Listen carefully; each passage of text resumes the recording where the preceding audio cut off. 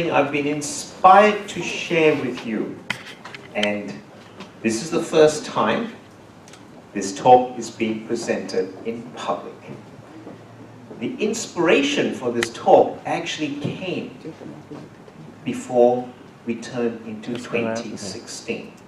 I will explain a little later. But the theme for 2016 is freedom. And so the topic this morning is about the spiritual power of freedom.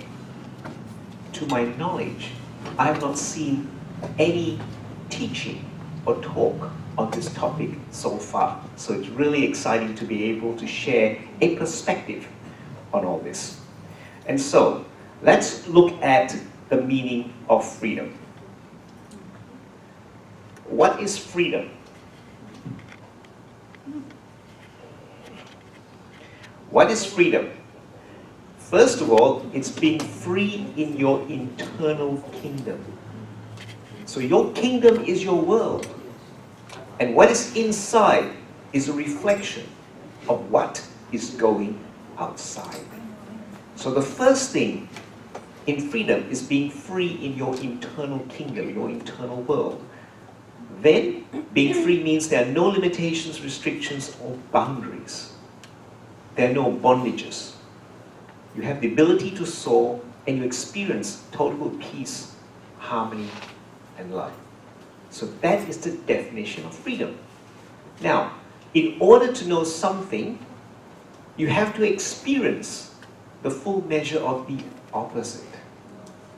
And so, what is the opposite? The opposite of freedom is bondage. The bad news is this: every person born in this planet is born in bondage to the matrix. When you learn more about the world and what's going on, you'll understand this situation. It's not all bad, because the good news is that we are shifting from bondage into freedom. The fact that all of you are here and you're part of this wonderful center means that you are on your awakening journey to liberation. And as part of that process, it's all about the growing awareness of your soul journey in love and light. Now, when you look at bondage to the matrix, and you're born on this planet, your DNA is imprinted with the programs of lack and fear. These go back many thousands of years. And when you look at the history of the world, which has been convoluted, distorted, misrepresented with the traditional history books, and even when you study the alternative, the conspiracy theories, as well as what's out there, you need to form your own picture of the history of the world, how we've come about, etc. The evidence, and the thing about evidence is that it appears to be true, but real truth is about piecing together information, evidence that resonates with you. And truth is something very nebulous, because your truth changes. And your truth will change according to your level of consciousness. And so, the matrix, the programming of this world, imprints everybody, first of all, with the fear of death. This happened a few thousand years ago, when the world was taken over by Catholicism. And in the history books, the Third Nicene Creed took out all references of reincarnation. The fear of lack is something imprinted in everybody. The world runs on an economic system based on fiat currency. And you look around, the vast majority of people are living lives the opposite of financial independence. They are in lack and they're in need. The whole economic engine of the world revolves around that, so that the wealth of the entire world is in the hands of the very, very few. And this is the polarity of wealth and poverty. The other issue of bondage people have is that they grow up imprinted with negative beliefs. And the three biggest ones that imprison just about everybody are: the first one, I'm unworthy; the second one, I'm no good; the third one, I'm a failure. Growing up, going through school, imprints you inadvertently with all these things. Now, before you go blaming your parents that they messed you up, know that they actually love you and they brought you up doing the best they could.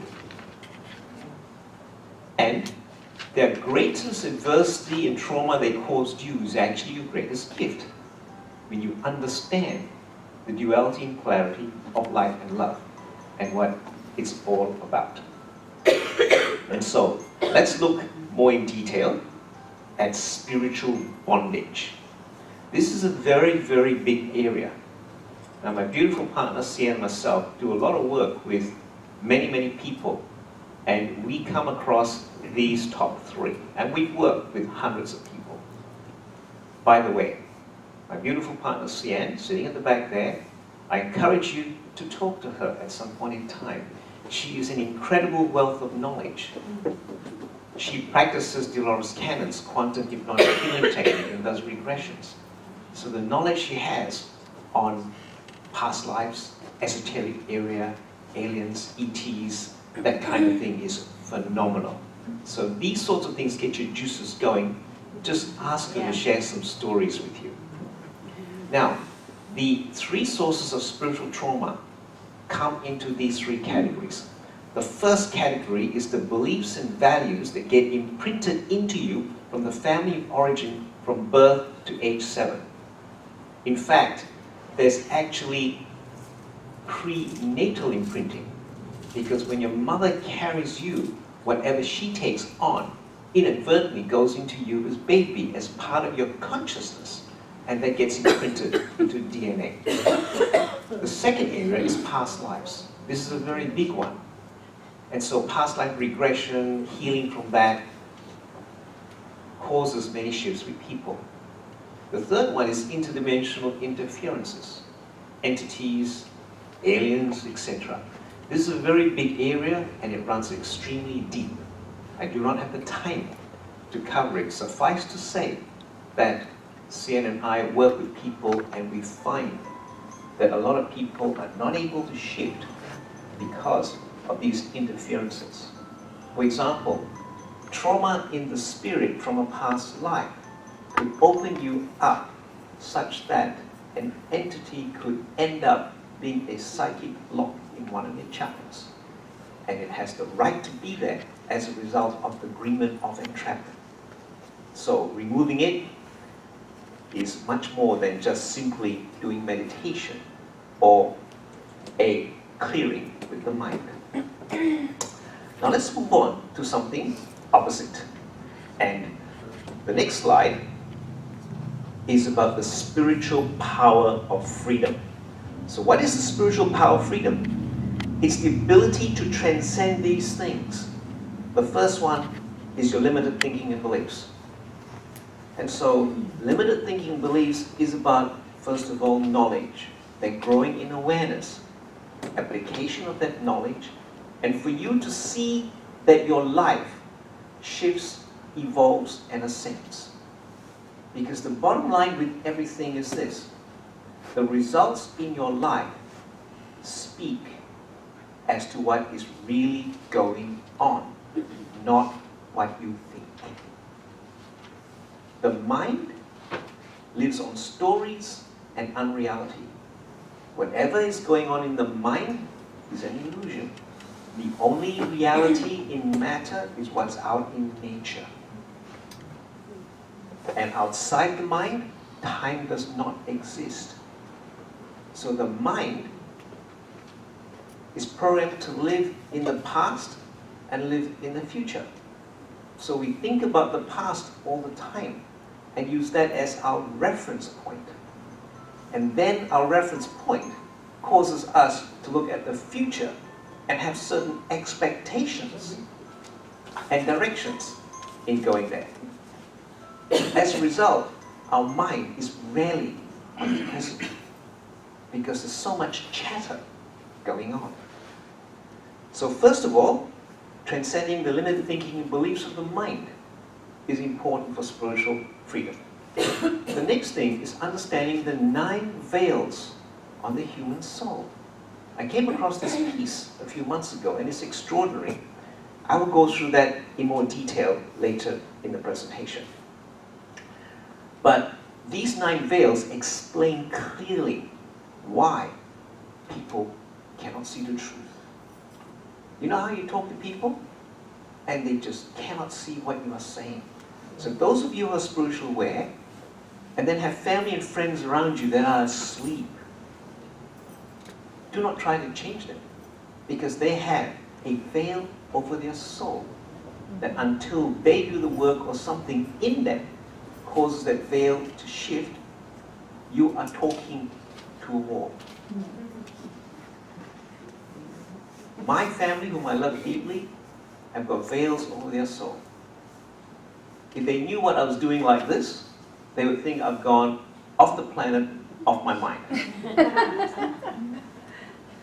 So all of you know what I'm talking about. When you have spiritual power and freedom, you then transcend the fear of death. Everybody runs away from death. Everybody fears death. But death, D-A-T-H, when you look at the acronym of the word death, it means destiny, evolving, in actualizing a transcending hologram. So if death is all about you transcending as a hologram, what is there to fear? There is nothing to fear. When you know the light, death is a passageway home. When you have spiritual freedom, you transcend financial bondage and lack. To be able to be financially free and not in need is something everybody desires. The multi-billion-dollar personal development industry runs on the promise of selling you the illusion that if you paid multiple thousands of dollars for their course, you will then end up with complete financial freedom. And these are the 7 steps you need. And because they're like gold, they cost you many thousands of dollars. Come and do the course and you'll have all the financial freedom you want, all the relationships you desire, and create the life that you want and have total control of everything that you want to be masters of your own destiny. How many of you heard all that before in terms of marketing speak? Now, when you look at the results of these courses, what do you see? Very little change in people, because they do not address the spiritual issues of bondage. It is all mind stuff. And it's mind candy. That's all it is. And when you go through mind candy on these courses, it feels good. And you have the lawnmower effect. Let me explain what the lawnmower effect is. And when you go into these courses, it's a wonderful, positive experience. So, if you have a lawn and there are weeds sprouting up all over the lawn, you run a lawnmower over it, it looks fantastic. You feel great, and you go, all the weeds are gone. I can get on with my life. What happens 2 weeks later? Exactly. You see the pattern? And so, knowing these things and being able to get to the root of the problem is what's required. The last thing in spiritual power freedom is to transcend the programming of the matrix. And that's a big one. Now, let's move on and look at the results of spiritual freedom. So again, how do you know the fruit of a tree? by partaking of it. How do you know something works in your life? By the results in your life. So if you're going to go through life, and one year after another, it's the same thing. You make the same New Year's resolutions at the beginning of every new year, and if you fall into the pattern of everybody else in the world, which is normal and called mainstream, there's a very simple vernacular that describes that. Right? And it goes like this. Same shit, different day.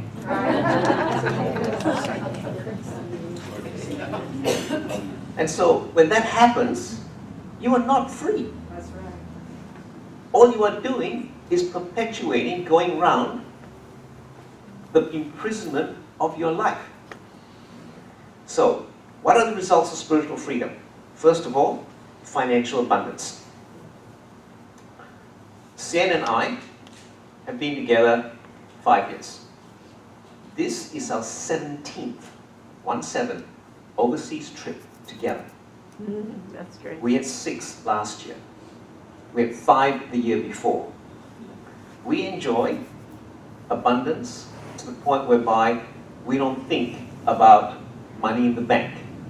And when you have financial abundance, nothing is expensive. Let me say this again. When you have financial abundance, nothing is expensive. If something is expensive, you can't afford it. And so it's about shifting your thinking as well. Then what happens is that everything simply has a monetary value. And instead of looking at it as expensive or cheap, you just decide, is the dollar figure appropriate for what you require, not what you need? So it's a significant shift in looking at things. Then, when you have spiritual freedom, the vitality of your health and relationships shifts to a whole new level. Health is a very big area. Growing old and having your health reduce significantly, particularly when you get to the advanced years of your 60s, 70s, and 80s, is normal. But normal is not natural. And so, having spiritual freedom is enjoying vitality and health irrespective of age. We are seeing today anti-aging technologies that are very important and powerful. The light that we have is the most powerful anti-age tool that I know of on the planet. And I've got data to prove it from HeartQuest Monitor complex electrocardiogram results. And when you look at me, I turn 60 next year. And I don't feel my age. I'm actually doing more as time goes on. The travel I do every year, 6 overseas trips, etc., do not cause me problems. I have 0 jet lag, traveling from one end of the planet to another. There is nothing I cannot do as a result of my age. So this is one of the results of spiritual freedom. And then relationships. Spiritual freedom allows you to transcend all the drama and the stuff of relationships. It doesn't happen in an instant. It's a process that moves and shifts. Then the result of spiritual freedom is living in what's called float. It's the highest level. It's beyond flow. And that's fulfilling love in oneness with awareness that's transcending. Another point of spiritual freedom is being able to fulfill your highest mission. Many of you here, particularly most of the people that were with me yesterday, didn't know what they're meant to be doing as their highest calling. So we went on a process of helping them discover that. And then the best thing about spiritual freedom is to be able to transcend all 3D drama of this world. Pretty good, yes? Now, I'm into mind maps.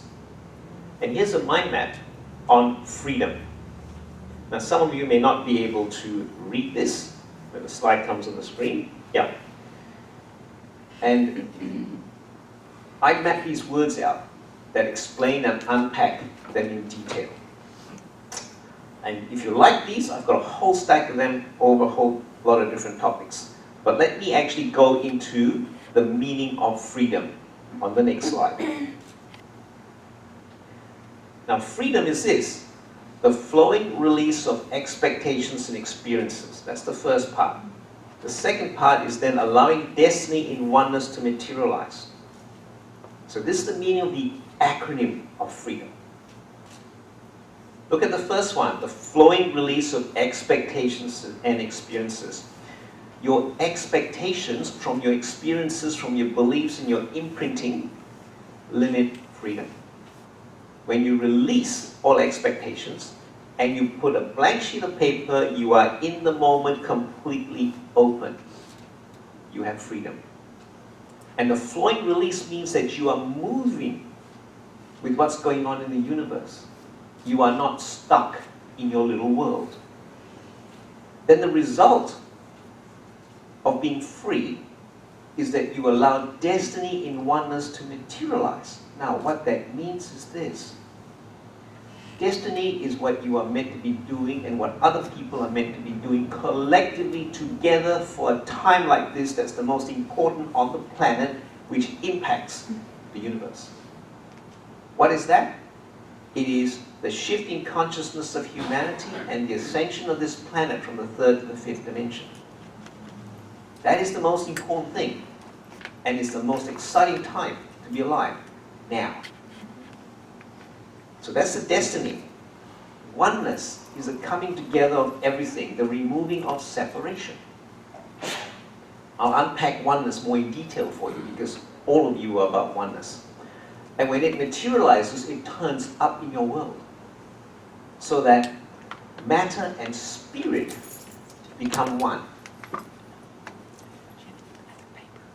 Now let's look at 2016. And this is something that I've done every year, and 2016 is the 5th year we've done it.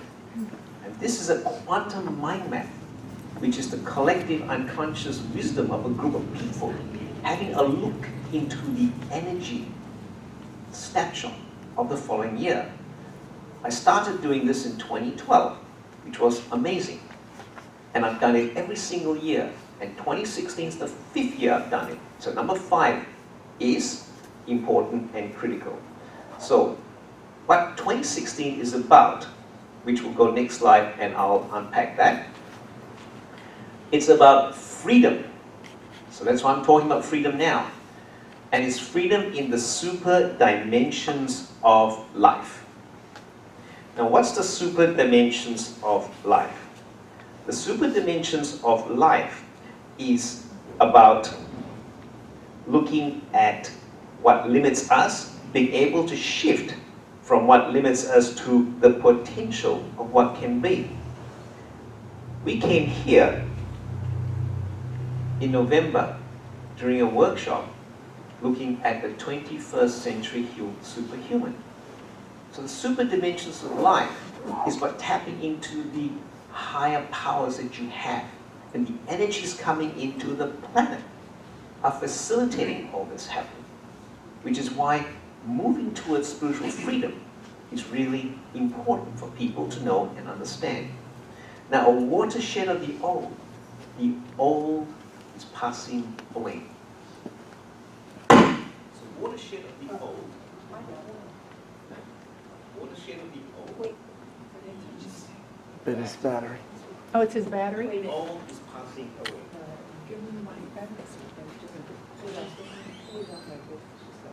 Okay. Watershed of the old means that the old is passing away. The new is coming. And there's new consciousness turning up. And the new consciousness is going to facilitate increasing opportunity. And the increasing opportunity will help you rise and shift towards transcendence. If you want to know one word that is really key for your life, it is transcendence. Because whatever you resist persists. No point resisting, no point fighting. Just transcending. And that requires a whole new paradigm of thinking and doing. Now, just to put things in context, here are the themes from previous years when I did a group quantum mapping of the unconscious wisdom. 2012 was the rebirth of the I am, not the end of the world. And the rebirth of the I am was really a profound theme because it fitted in with the Mayan calendar and all the prophecies, because it was the end of an age, the end of the age of Pisces moving into the age of Aquarius. So it's the rebirth of the I am. It was 2012. Then 2013 was about the discovery of self in the awakening to the I am. That's what 2013 was about. And then 2014 was an adventure in growth and abundance. 2015 was then growth in enlightenment to unity. And now 2016 is about freedom in the super dimensions of life, making way for the new consciousness or transcendence. And when you look at all those five, they're a theme that follow a very powerful thread. And how this has come about was 5 sessions completely at random with different people. So this is a tangible expression and proof of how universal consciousness works, which each of us have the ability to tap into. Now let's look at something really fundamental and basic to everything. And that is love. And love is something that the world talks about, but the world misrepresents and misunderstands. They say love makes the world go round. It does. But which way does the world go round in love? The problem with the way the world goes round with love is that they go backwards and topsy-turvy. Now, when you're a spiritual seeker and a student of energy, light, spirituality, oneness, everything else, you'll come to one conclusion. Right at the top, there is source, all that is ultimate creator, that is just love. And in this space of love, it transcends dimensions, form, matter. So the I am is like nothingness. And so when you go back to the parable, right, you are everything when you are nothing. It speaks volumes. And also, you know everything when you know nothing. And that parable means that when you empty your mind of all the stuff that it's full of, then you can access all universal knowledge. So let's look at love. The acronym of love. L is the light of your soul. O, it's bringing oneness to all that is. As V, the vitality of your being. Is E, evolving back to love. Now let's look at evolving.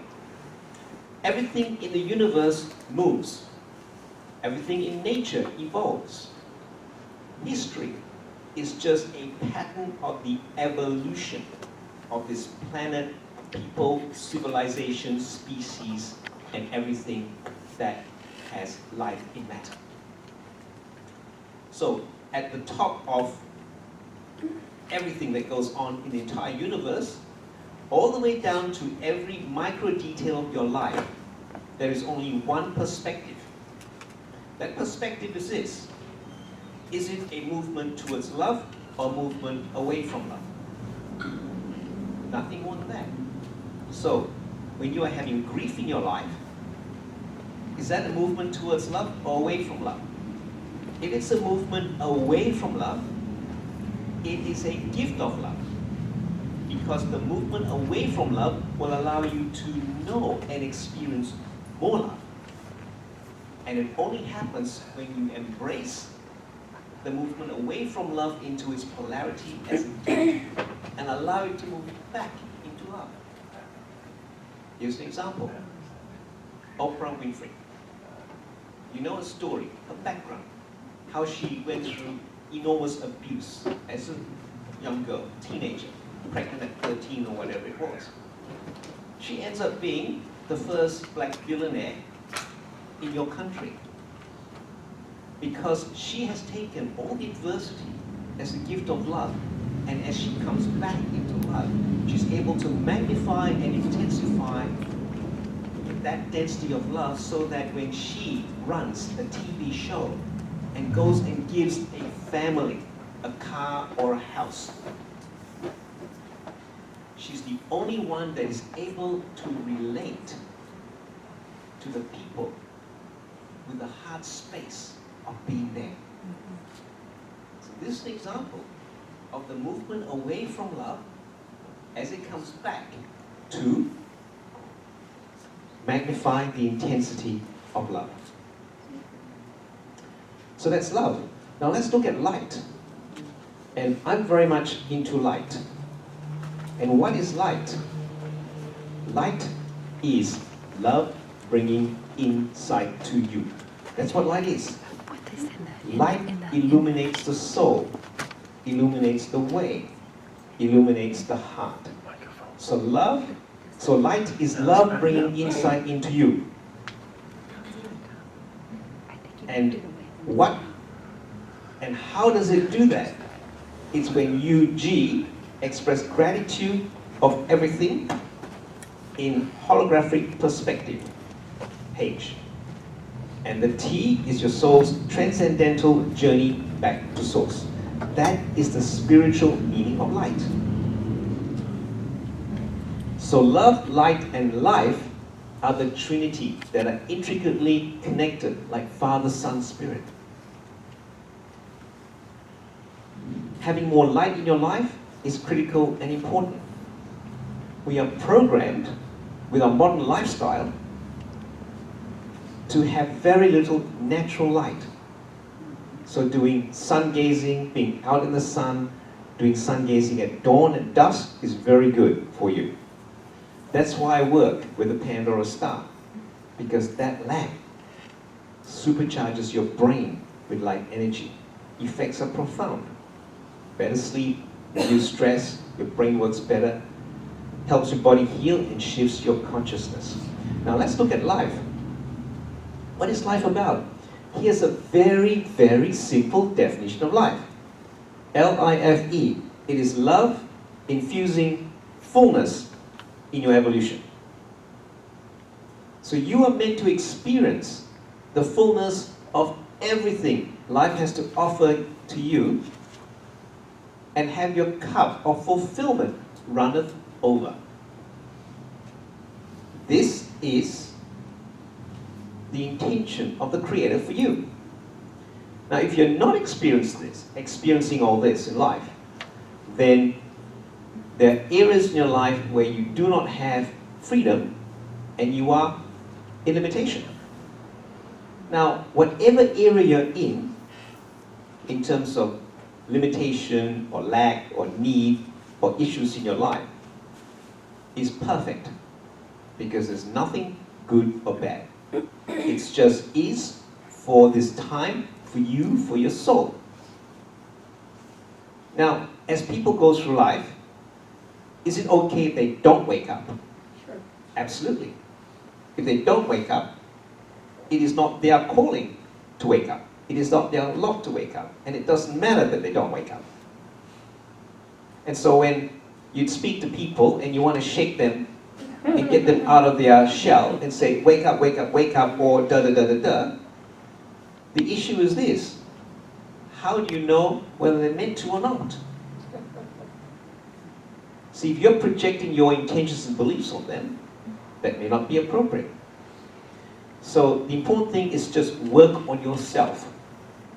And when you come in contact with people, just drop some seeds and allow the Spirit to water the seeds. Your job is to drop seeds in people's soil. Your job is not to water them and make it grow. Let's now look at oneness. This is a really powerful child on oneness. Okay? The definition of oneness is the organic nexus in the eternal now involving your spirits with source. Now let me unpack that. Organic is about the natural flow of life. Nexus is the bond and connection you have with all that. Eternal is the immutable, forever, and endless. Now is the moment where you focus your attention on the present.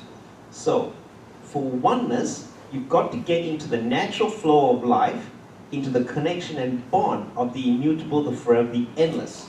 And then you bring that into the now. And the result is that you then flow into the evolving movement of the ascending nature of what's universal.